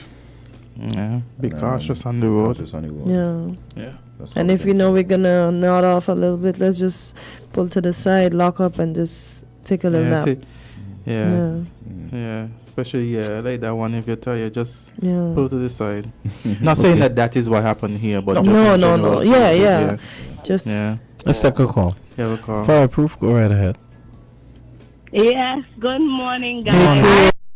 Listen, I said we're here from Cleo. I said she probably had such a wonderful evening. She had a good happy cry after I read. I'm in recovery. Oh, nice. Yeah, like you were just talking about the accident. And, Yeah. After I got off the phone yesterday, come to find out that it's actually my cousin. Oh. I just want to say to my cousin Vernon, be strong, and to the rest of the family, y'all are in my prayer. Oh. Wow. Have a good day, guys. You too. You too. Yes, you Have a too. great You weekend. too. Sympathies to you. Sympathies to you, Cleo, and your family. Wow. Yeah. My skin. I'm getting inside goosebumps because I could only imagine how his family's feeling. Yeah, it can't be easy. No. Yeah. Wow. I always think, if we knew that our last moments was coming, how would we live the remainder of our days? That's true. Because you just never know. Imagine you might have had plans for today or yesterday or the weekend. And Although those plans that are one gone. probably could have been avoidable, Oh boy. Yeah. Oh. Because if you knew for a fact that then you avoid would it. have maybe Yeah. one pay more attention, maybe not fall asleep if that's what it was, drive a little slower, something like that. Yeah. Yeah, again, we don't know the circumstances Yeah. that surround that. Honest folks, we don't know, so we're we not don't, implying anything. We're just saying. Yeah, we're just talking. Yeah. Put out that we don't know. We don't know the circumstances. We But we don't know send the contents of it. condolences and Yeah. sympathies to the family. You understand? No. Yeah. And let's all just be careful, because you see recently up the hill too, where the truck with the blocks, and I think, boy, I love to walk that hill. What would have happened if With the I truck? would have been What? there? What happened? With the blocks? Couple years ago. No, Yesterday? not yesterday. Heights? Not No, up Timothy Hill, Mr. Clark. There was something. The concrete, the truck. Oh, yeah. Okay. We went over in the restaurant. That's a while ago. No. What? No, not that. Just the other day, was a truck full of blocks. Yeah. One of the Kortensia. yes, Oh, the bed. Yeah. the bed. So what happened? Flatbed truck. The blocks. Something happened with the back of the truck, so the blocks fell off. Oh. Yeah. So Imagine the road was driving blocked behind for a little you. bit. Yeah. But you yeah. That's why you're supposed to keep your distance. When I see those trucks, I keep my distance. Listen, I'm afraid of them, so I always keep my distance. Oh, not necessarily. Even walking, I keep my distance. I'm afraid of big trucks. Okay. So when I say, right, because I'm not afraid of the trucks, but when I I'm see terrified. them with things on them, you look at the things that's on them, and sometimes they're not properly secured. Not saying in that instance it wasn't properly secured, but generally speaking, there are some instances where the load that they're carried, carrying is not properly secured, I take my distance. You understand? But we should keep off of them trucks irregardless. I keep off of vehicles irregardless. I'm wondering if it's not better that if you transporting blocks to Nevis, because most likely that's where they were going, you should put them in a container rather than have them outside. Yeah, put them. But what in a if container. because some with blocks sometimes you still need a little extra sun. No, well, you would assume that they would have been properly cured before they would even provide them to the buyer. Because the trailer itself, that would be the trailer. The back of it kind of swing independent of the hauler, the front of it. So that's what caused it. Oh, so a jackknife. That's what they call jackknifing. Yeah. Okay. So, in international news, right? So, Barack Obama on X, formerly known as Twitter, said this. Earlier this week, Michelle and I called our friend Kamala Harris. We told her we think she's going to make a fantastic president of the United States, and so she has our full support. At this critical moment for our country, we're going to do everything we can to make sure she wins. And it goes on, but I saw that earlier. Nice. So yes, so make sure that she wins in November. We hope you'll join us. Yes, that's the end of it. And so there was a whole the call, a video with the call and everything, and with the engagement between both of them. And I know there were a lot of persons saying, well, the Obamas haven't endorsed her yet. And I heard those, and I was saying, just in a matter of time, Yeah. Just a matter of time. At the right time. Yeah. Mark my word, he's gonna pick the astronaut. She's gonna pick the astronaut for VP. I think so. So we'll give it the last word. We're talking about all sorts of things, and the man has his show.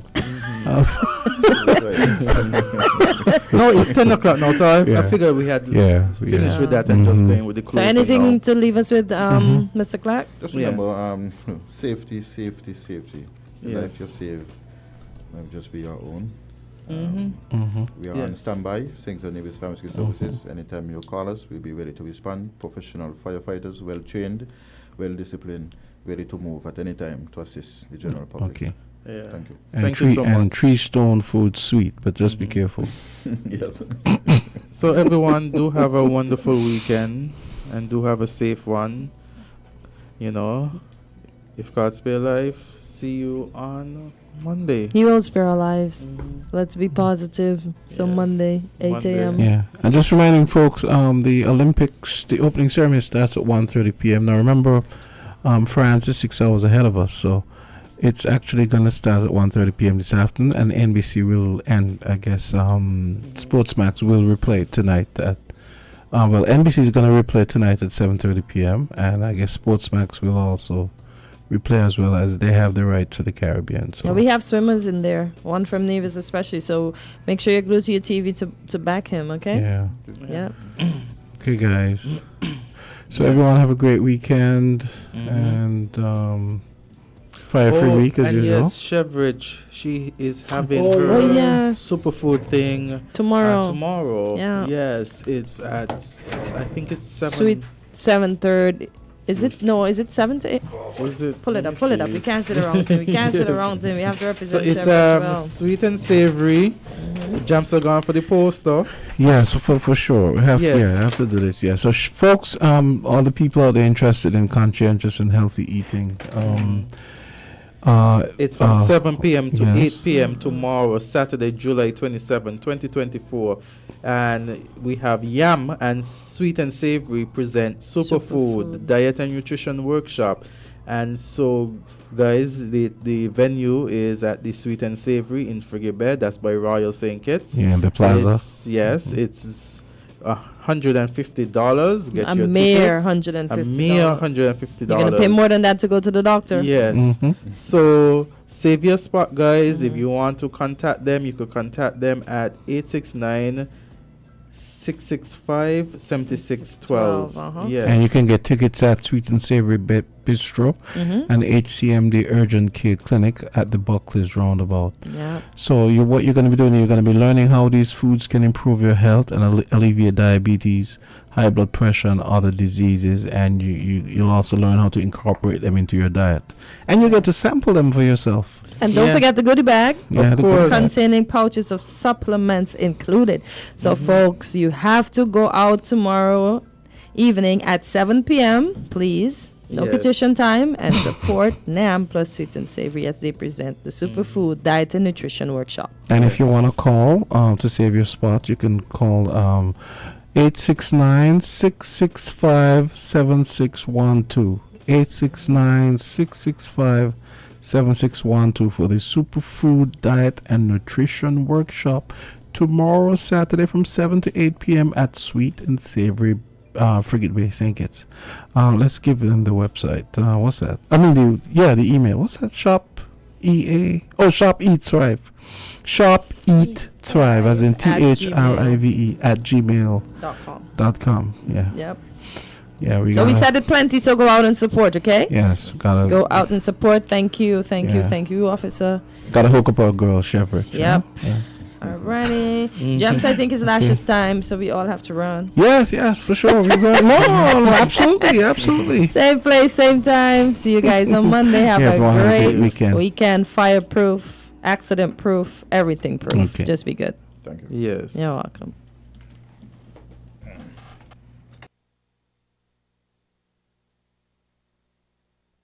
From the stellar regions of the soul.